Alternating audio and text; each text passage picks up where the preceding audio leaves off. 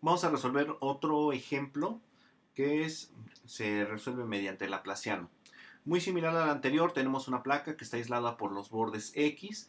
La distancia que se estudia aquí en el eje X va desde 0 hasta A y en el eje Y va desde 0 hasta B. Bueno, teniéndolo así representado. Y entonces todo lo que hagamos va a estar acotado en X desde 0 hasta A y en Y va a estar acotado desde 0 hasta B.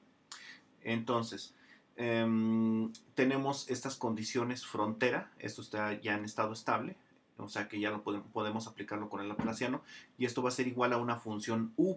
Esta función puede ser una constante, puede ser, si es una constante completamente nos va a quedar como en el ejemplo anterior, de que como es constante, entonces cuando tengamos la condición frontera, nos vamos a encontrar con una constante, como aquí. En este caso, todo esto es constante y pues vemos que la temperatura no sube ni baja ni nada. Permanece constante porque es una constante, vaya. Si tenemos una función, no sé, una senoidal, pues entonces aquí obtendríamos pequeños sube y bajas de temperatura. Si tuviéramos una exponencial positiva, entonces encontraríamos este pico y todo lo demás bajaría. No tendríamos que esto estaría a la misma altura si fuera una exponencial, etcétera. Eso va siendo entonces nuestra acotación, la función.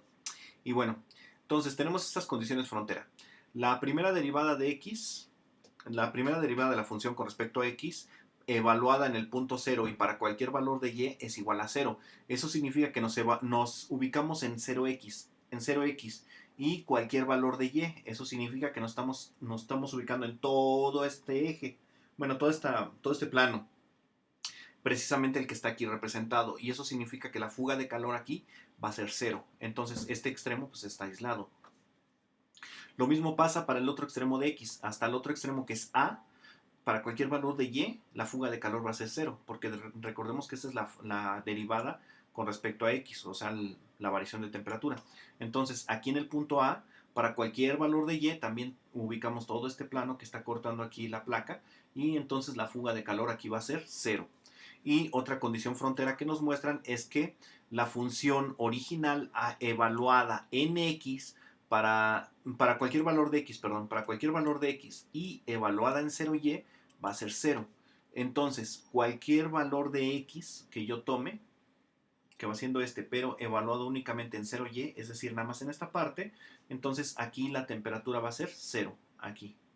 Y el último, eso significa que entonces toda esta parte vale cero, aquí no hay fuga de calor y aquí no hay fuga de calor. Entonces aquí más o menos se puede inferir que si esta parte vale cero, entonces conforme me siga alejando en y, la temperatura va a ir aumentando. Y bueno, y la última condición que me reafirma lo que acabo de decir es que para cualquier valor de x evaluado en b, es decir, aquí en el punto b que está sobre el eje y, para cualquier valor de x, la temperatura corresponde a una función. No nos especifican qué función, pero nos dicen que es una función, que en la mayoría de los casos se representan, ya saben, con la letra u. Y bueno, el proceso que vamos a realizar es prácticamente idéntico al del ejemplo anterior. Entonces, lo que es prácticamente igualito lo voy a poner en gris. Lo voy a describir brevemente, quizás no de la misma forma que en el ejemplo anterior. Voy a tratar de cambiar un poco las palabras o las acciones para que sea un poco más dinámico, pero la resolución escrita por lo menos es idéntica hasta cierto punto. Entonces, todo eso que veamos de gris va a ser igual al ejemplo anterior. Y bueno, entonces, nuevamente, recordemos que la función la tenemos que considerar como una composición, bueno, un producto de la función x y la función y, ambas mayúsculas. Esta depende de la posición en x y esta depende de la posición en y. Y bueno, entonces, la segunda derivada de la función con respecto a x de la derivada de x al cuadrado es igual a la segunda derivada de x por la función y. Y por otro lado, la segunda derivada de la función con respecto a y cuadrada es igual a la función x por la segunda derivada de y. Y bueno, entonces, continuando con esto, esta puede ser sustituida por esta parte, quedando así, y la segunda parte de la suma sustituido por esta parte y queda igual que cero. Entonces, nuevamente, esto es una suma, pasa al otro lado como resta. Nuevamente necesito aislar de un lado las x y del otro lado del igual las y. Entonces, para ello, un artilugio que voy a usar es dividir entre x y entonces aquí esta y con esta y se van y esta x con esta x se van a anular también, quedando ya aislado de un lado las x y del otro lado del igual las y. Y yo también, por artilugio, este menos lo mando al lado de las x y se lo cargo aquí a la función original x. Y entonces aquí ya lo tiene la función original el menos. Y esto digo que es igual a una constante. Todo este lado, como este lado, es igual a una constante para que pueda obtener una solución al sistema. Y bueno, entonces como tengo una triple igualdad, se descomponen dos igualdades. Entonces la primera igualdad es esta, que tengo la parte x es igual a una constante. Y entonces esta función menos x pasa al otro lado multiplicando, pasa como menos x multiplicando y bueno, este menos va a pasar al otro lado sumando y entonces queda de esta manera. Tomando la otra parte de la igualdad, bueno, la otra igualdad que genero de esta triple igualdad, queda de esta manera, esta y nuevamente pasa al otro lado multiplicando, esto que está positivo pasa al otro lado negativo y es igual que 0. Y entonces tengo que solucionar estas dos ecuaciones. Y bueno, para el primer caso, nuevamente tomo que x, la segunda derivada de x más la constante multiplicando la función original es igual que 0. Entonces, primer caso, considero que lambda vale 0. Para que pueda ser esto real, significaría que entonces la función x tiene que tener esta forma, una constante que multiplica x más otra constante, un término independiente y es igual a lambda. Y como lambda vale 0, la única forma de que este término valga 0 es que C1 y C2 sean 0. Y entonces, pues mi función, o sea, toda esta, la x mayúscula dependiente de x es igual a 0. Y es una solución trivial, no me interesa. Segundo caso, que lambda sea mayor que 0. Entonces, aquí lambda va a ser igual a una constante al cuadrado y entonces voy a tener la función ya no como, digamos, un polinomio, sino como una exponencial y una va a ser positiva y otra va a ser negativa. Pero nuevamente, como las estoy sumando para que sean 0, la única forma en la que eso se cumpla es que C1 y C2 sean 0 y caigo en una solución trivial, la cual tampoco me interesa. Y el último caso es que lambda sea menor que 0. Para tal caso, entonces considero que lambda va a ser igual a menos k cuadrada. Y entonces esto tiene que ser menor que 0. También menos k cuadrada es menor que 0. Eso significa que la k es positiva. Bueno, aunque sea negativa, entonces cierto, no me restringe que sea positiva, porque si es negativa al cuadrado da positivo, con el menos sigue quedando negativa. Ok, entonces solucionando el sistema que tengo aquí, cambio la lambda por k cuadrada y entonces queda así. Ahora, esto significa que entonces voy a tomar nuevamente que mi x es una exponencial, una exponencial. Entonces, la siguiente forma, entonces derivando esto, x' es igual a m, que está en el exponente, baja multiplicando, vuelvo a derivar esa parte, y entonces al derivar esto por segunda vez, esta m vuelve a bajar multiplicando y queda como m cuadrada, queda de esta manera. Ahora, sustituyendo esta segunda derivada y esta función original en esta ecuación, entonces perdón, en esta otra, voy a tener la segunda derivada y la función original cambiadas por esto y por esto otro respectivamente. Entonces queda de esta manera. Esta es la segunda derivada y esta es la función original. La k cuadrada está multiplicando a la función original. Entonces, la función original vemos que también está presente aquí, nada más que multiplicado por m cuadrada. Entonces, el factor común aquí es e elevado a la mx, o sea, la función original. Entonces, lo saco como factor común, ahora lo mando al otro lado dividiendo a 0. 0 entre algo da 0, entonces ya nada más nos quedamos con que m cuadrada más k cuadrada es igual que 0. Y esta es mi ecuación auxiliar.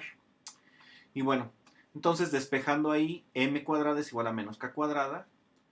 Y entonces la m la mando al otro lado como raíz, quedando como raíz de menos k cuadrada.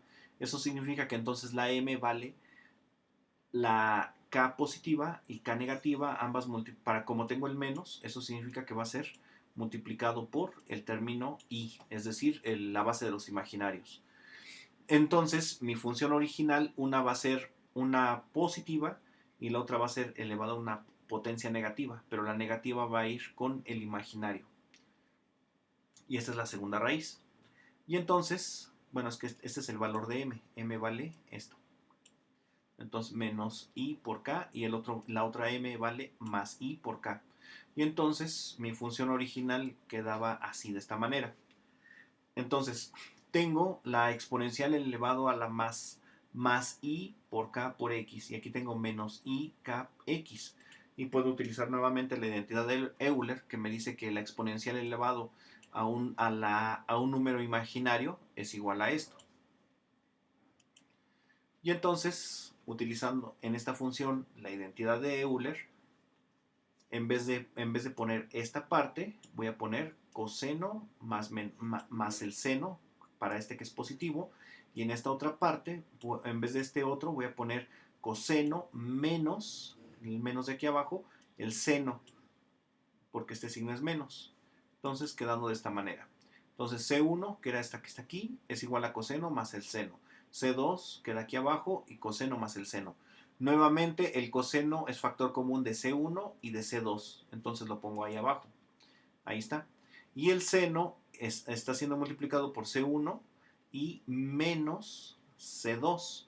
Y aquí lo tenemos. El seno es multiplicado por C1 menos C2. Esto es una constante y esto también es otra constante. Entonces nada más les voy a cambiar el nombre para que no estén tan complejas. Y lo pongo así. A A va a ser C1 más C2 y C1 menos C2 va a ser la constante B. Y entonces ya nada más me quedo con esto, con coseno de K por X, que es el que tengo aquí. Y aquí voy a tener I que multiplica al seno de KX, que es esto que tengo aquí abajo. Ahora voy a proceder a derivar esta función. Y entonces la derivada de esto con respecto a x, pues es x'. Y entonces la derivada del coseno es menos el seno. La derivada del seno es coseno. Ahora, bueno, también aquí está k, como está multiplicando al ángulo, pues sale, igual está acá, como está multiplicando al ángulo, también sale. Bueno, sale como producto. Y bueno, ahora, ya que tengo esto, tengo que aplicar mis condiciones frontera. La primera condición frontera aplica precisamente para la derivada de x. Entonces, ¿qué era esto? Para u de x. Entonces, por eso tenía que derivarlo. Y dice que si sustituyo 0 en cualquier valor de x, voy a tener que esto va a ser igual a 0. Entonces, en esta función, en vez de x, o sea, aquí y aquí, voy a tener que sustituir el 0 y queda esta otra expresión. Entonces ya no es x, de x, es x' de 0. Y entonces ya aquí nada más sustituye el 0 y aquí también, y esto me tiene que dar igual a 0 según la primera condición frontera.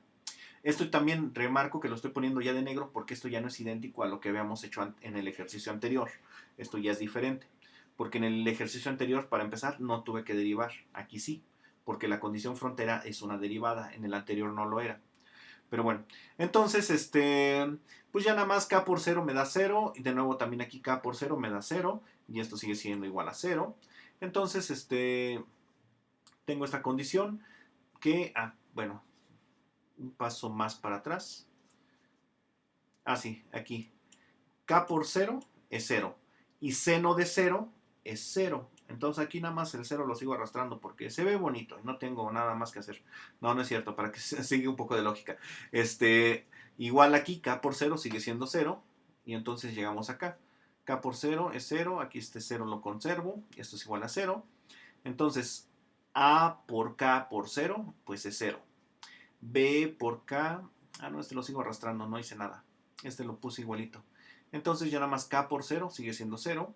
Y entonces coseno de 0 es 1. Y 1 por K por B me tiene que dar 0. Y la única forma de que esto me dé 0 es que B sea 0.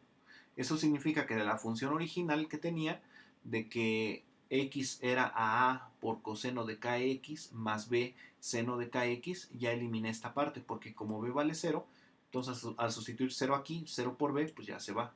0 por 0, el valor de 0b por el seno de kx se anula. Y ya todo esto se va y ya nada más tengo esta parte. Esta es ya mi función x. Ahora hay que encontrar la función y. Bueno, no es cierto. Hay que aplicar todavía el segundo criterio. Entonces tengo ya mi función x un poco simplificada. Vuelvo a derivar para que sea un poco más fácil de aplicar el siguiente criterio que también aplicaba para la primera derivada, que es en vez de sustituir x, sustituyo a, para cualquier valor de y, esto me tiene que dar 0. Y entonces, aquí en esta función, sustituyo en vez de x, a, quedando de esta manera. En vez de x es una a, igual aquí, en vez de seno de kx es seno de k por a. Y esto me dice mi segundo criterio de valor frontera, me dice que esto tiene que igualarse a 0.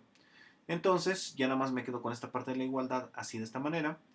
Y entonces, este a por k, que está multiplicando al seno, lo paso al otro lado, dividiendo, quedando de esta manera. Ahora, 0 entre algo me da 0. Entonces, seno de k por a es igual a 0. La única forma en la que el seno de algo dé 0 es que esto tiene que ser un múltiplo de pi, ya sea 1, 2, 3, 4, 5 o incluso 0, o sea, n veces pi. Entonces, k por a es igual a n pi. Es la única manera en la que esto me puede dar este 0. Y entonces, ya para encontrar el valor de k, es igual a n por pi entre a. Y bueno, entonces ya tengo esta función y ya también tengo el valor de k, que es n por pi sobre a. Entonces, sustituyendo el valor de k, queda como n por pi sobre a, que a en realidad es el largo de la placa, que es mucho más usual usar L que A. Pero bueno, aquí nada más lo estoy cambiando porque se ve más bonito. Bueno, es más tradicional escribir el largo de la placa como L que como A. Y entonces ya saben que n es cualquier número que sea múltiplo de un número entero, para que estemos trabajando con múltiplos de pi. Y entonces ya finalmente la función x mayúscula, que es una función dependiente de x, es igual a la constante a n evaluado, que multiplica el coseno de n pi x sobre el largo de la placa. Ahora toca turno de resolver la siguiente desigualdad, la siguiente igualdad, y esta, como es igual al proceso anterior, sigue en color gris. El caso 1 es que lambda valga 0. Nuevamente tengo este caso. Y entonces C1 menos C2 es igual a lambda. Y curiosamente esto sí se puede aplicar al tercer criterio, donde yo estoy diciendo que la función original evaluada para cualquier valor de x, pero 0 de y, me tiene que dar 0. Y entonces, esto evaluado aquí, me dice que entonces si evalúo 0 de y aquí, entonces C1 por 0 menos C2 me tiene que dar 0, que es este 0 es el que voy a poner aquí, este que tengo aquí. Eso significa que 0 por C1 me da 0. Y entonces 0 más C2 me tiene que dar 0. Eso significa que C1 no es distinto de 0. Puede valer 0, pero no necesariamente es distinto de 0. Eso significa que en este caso, ya precisamente a partir de aquí, ya vemos que esto cambia a color negrito porque para el caso que estamos estudiando específicamente este valor frontera, esta C1 es distinta de 0. Y entonces queda de esta manera. Ya C1 por Y es igual a 0. Y bueno, ya encontré una función Y que me satisface la ecuación, pero no necesariamente es la óptima. Vamos a ver si hay otros casos.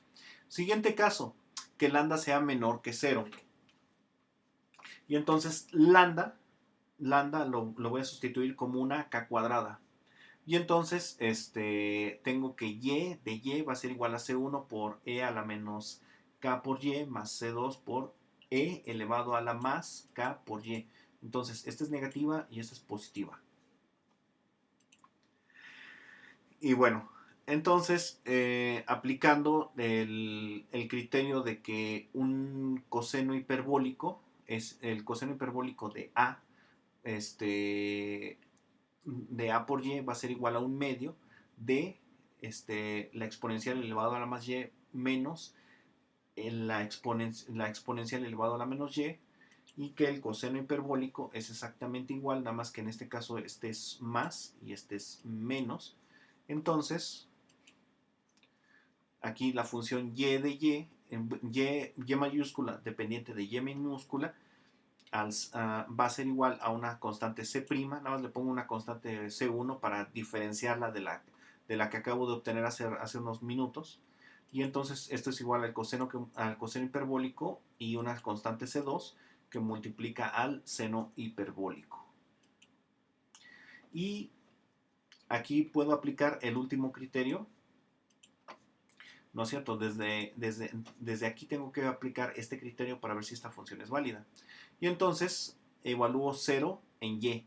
Y entonces, en vez de aquí donde tengo la y aquí pongo evalúo en 0, quedando de esta manera. Entonces a por 0 me va a dar 0 y aquí también. Y esto debe ser igual a 0, por eso lo pongo aquí. Y entonces tengo que el coseno hiperbólico de 0, y aquí tengo el seno hiperbólico de 0. Y entonces el coseno hiperbólico de 0 es 1. El seno de 0 es 0. Y entonces aquí tengo C'1 más C2 multiplicado por 0 me da 0. Eso significa que entonces, como este término se anula, C'1 evaluado multiplicado por 1 me tiene que dar 0. Eso significa nada más una cosa, que C1 es igual a 0. Eso significa que entonces ya me quedo nada más con esta parte, con C2, que multiplica el seno hiperbólico de y. Y entonces me quedo con esta parte. Y también tenía esta otra solución que es la que había obtenido. Entonces por eso atinadamente esta C1', le puse nada más el prima, no porque sea derivada, sino porque es distinta a esta C1, ya la dejo así. Eso significa también que recuerden que cuando tienes una solución en una ecuación diferencial, más bien cuando tienes dos soluciones en una ecuación diferencial, la suma de las soluciones también es una solución. Entonces, ya que tenía esta solución y esta otra solución, pues la sumo. Y esta es otra solución a mi ecuación diferencial. Y bueno, entonces ya tengo esta solución y voy a aplicar el último criterio de que esta ecuación evaluada en el punto B de y para cualquier valor de x me tiene que dar un valor, o sea, una función. Un valor simplemente, ahorita. Lo dejamos así. Entonces, esto escrito de esta manera queda así. En vez de escribir la y, voy a escribir b minúscula, quedando de esta manera. Y entonces, esto ya queda de la forma que teníamos la ecuación para obtener las series de Fourier. Y entonces este término, el C1 por B, es mi término independiente. Y aquí tenemos C2 que multiplica el seno y es esta parte. Y entonces para obtener a 0, es que va siendo esta parte, la C1 por B, podemos aplicar la integral de las series de Fourier para obtenerlo. Esto evaluado para cualquier valor de x que vaya entre 0 y a, y cualquier valor de y que vaya entre 0 y b. Entonces tenemos que C1 por b es igual a 2 sobre a, todo esto que multiplica a la integral desde 0 hasta a de la función f de x por la derivada de x. Y eso es, bueno, como había mencionado entonces, C1 es a 0. Entonces, sustituyendo esto, entonces queda que 2 sobre a por b es multiplicado por esta integral, queda de esta manera. Bueno, este valor de a en realidad es L. Recordemos que es el largo. Ajá, por eso lo puse así. Y bueno, entonces queda de esta manera. Y evaluando el valor de b en y, queda de esta manera. Aquí está la b y aquí también. Y entonces, esto para obtener esta es con las series de Fourier, tenemos que aplicar esta integral. Y entonces tenemos que C2 por el seno hiperbólico de a por b es igual a 2 sobre a por la integral desde 0 hasta a de la función por el coseno de nπx sobre a por la derivada de x. Y entonces tenemos ya esta igualdad de esta manera. Y entonces recordemos que este era el término an, quedando de esta manera. Entonces hacemos la igualdad. Ya que tenemos la igualdad, lo que vamos a hacer es que vamos a despejar. El seno hiperbólico que está multiplicando pasa dividiendo hacia el otro lado, bueno, al término que está fuera de la integral.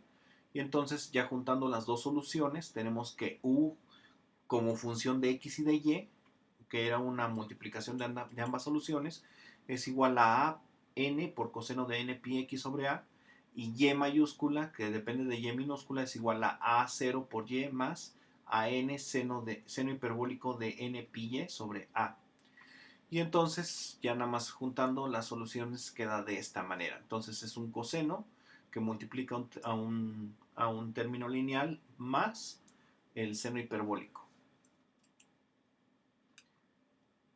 Y bueno, ya nada más juntando, haciendo un poquito de matemáticas sobre las ecuaciones, queda de esta manera. Entonces, todo este término ya nada más queda como una sumatoria, que, bueno, toda esta parte y al final queda como una sumatoria desde n hasta infinito, de a n que multiplica el seno hiperbólico de n pi sobre a por b por coseno de n pi sobre a. Y graficando esto, que es, bueno, ya nada más es un poco de álgebra para esto, ya nada más al graficarlo, todo esto, considerando que tengo una función u igual con 1, entonces, como les había mencionado hace rato, que uno de de las condiciones frontera me obligaba a que uno de los ejes vale 0, cuando estoy en uno de los ejes, entonces voy a ver que la temperatura aumenta de la placa hacia un lado infinitamente. Bueno, no infinitamente, pero aumenta. Y esto es porque una de las condiciones frontera me lo permitía. En el caso anterior, una de las condiciones frontera no me lo permitía. Entonces, para la condición frontera del caso anterior, había acotado a una temperatura para que esto no subiera infinitamente. Como en este caso no pude hacerlo, pues la temperatura sube y sube y sube, conforme me voy alejando del marco de referencia. Tampoco tengo una temperatura, tampoco tengo un valor de U0, entonces tampoco puedo decir qué valor es el que estoy tomando. Simplemente lo pongo así, evaluando aquí para la U igual con 1. Y bueno, entonces ese es otro caso que se hace también por laplacianos.